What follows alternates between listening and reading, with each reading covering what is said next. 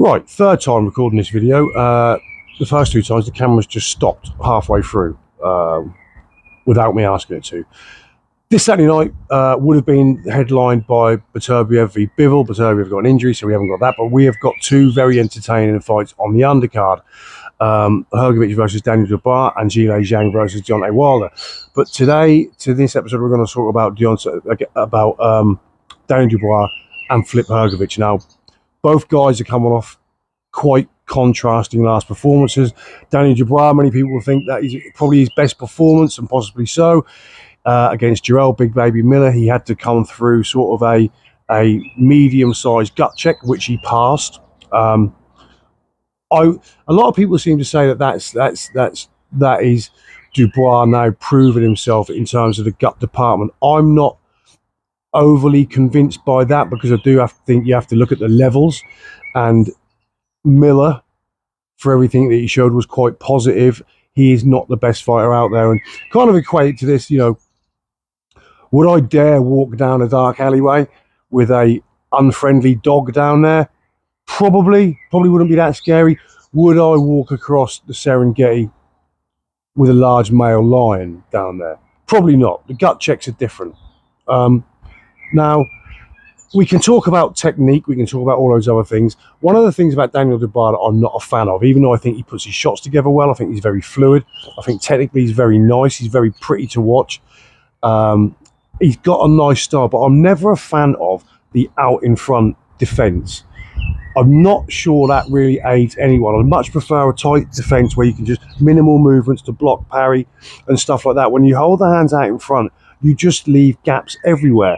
And for someone who's been fragile in the past, I don't see that being the tightest defence in the world, even though Don Charles likes to think, or I heard him in an interview yesterday saying he's improved Daniel defensively, and possibly so, but I don't think that style really aids you, and he took shots and got hit in all the big fights he's had.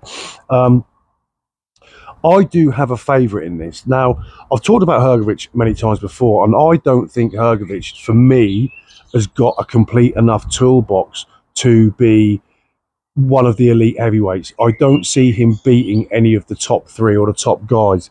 I think he lacks in quite a few areas.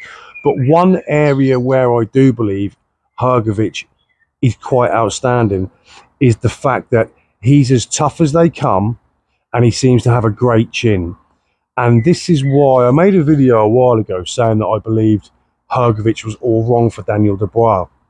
And I meant that for those reasons. That now, Daniel Dubois is a good puncher, but even Jarrell Miller, he got the stoppage through accumulation rather than big single one-punch power. It was an accumulation of the shots that he landed over the course of that fight. And Jarrell Miller wasn't hard to hit. He was quite a stationary target. He didn't provide much lateral movement, didn't provide a great deal of head movement. He was there, stood in front the whole time. And Jarrell Miller is not the biggest puncher. And if you get into a fight with a guy that you taste his power quite early on, and you think, you don't have a mortal fear of it, when the pressure does get to a little bit where he starts to land shots and starts to get momentum, it's an easier bridge to overcome than it is if you're a guy that you felt early on and he hurt you early on. So, although I give Daniel all the credit in the world for beating Jarrell Miller, I think you have to realise and have to acknowledge the fact that there are levels. And Jarrell Miller is very much of a level. And although I don't rate Hrgovic, like I said, against the big guys, the elite guys, I think the fact that Hrgovic seems to have a fantastic chin, he seems to have a good engine, and he seems to be as tough as they come. Now, if this fight starts and Daniel Dubois has success, which I believe he will, Hrgovic is hittable, very hittable, and I believe Daniel Dubois will hit him. The worry comes for me is if we get to mid-rounds and Daniel Dubois has hit Hrgovic and had no effect, and Hrgovic is still there. And as we know, Hrgovic can come on strong in the second half of the fight, as he did against Zhilei Zhang. This is my concern for Daniel Dubois. Now, when he's got a guy in front of him, a big, tall, intimidating guy like Hrgovic, who won't or may not show any visual effects from the punches he takes from Daniel Dubois, then the doubts will start to creep in. I believe Hrgovic has got a better engine, and I believe he's just mentally tougher than Daniel Dubois. And if we get to mid to late and Hrgovic is still there, I think Daniel has a really big problem. One thing that Dubois has, and one thing that he can take advantage of, is the fact that Hrgovic goes missing in fights. Whether it's because his engine suffers and he can't do pace for the 12 rounds, whether it's a mental thing. I remember Hughie Fury used to do the same, used to just look disinterested for rounds and go missing for rounds, and almost like mentally he was in a completely different place. His body was in the ring, but his psyche wasn't. Now, when this will happen, and this will happen, Daniel Dubois has to take advantage of those moments, because he can clock up rounds, valuable rounds, in those moments where Hrgovic becomes disinterested. My worry is late on. When Daniel Dubois' tank starts to empty, he starts to ship shots, starts to get a bit beaten up, and his own shots have absolutely no effect on Dubois. Maybe they will. Maybe Dubois is a bigger puncher than we think, and maybe Hrgovic's chin is maybe he's not as great as we think. But on all the evidence I've got, Daniel Dubois, yes, we can talk about the body shot against Usyk, but other than that, didn't really hurt Usyk. We can talk about the Joyce fights, the Joyce fight, where didn't seem to hurt Joyce. So is his power really that good? Who knows? Certainly on the evidence that we've got so far, there's nothing to suggest to me that on what he's shown and who he's boxed, there's a suggestion that he can hurt Hrgovic. Zhilei Zhang hit Hrgovic at will.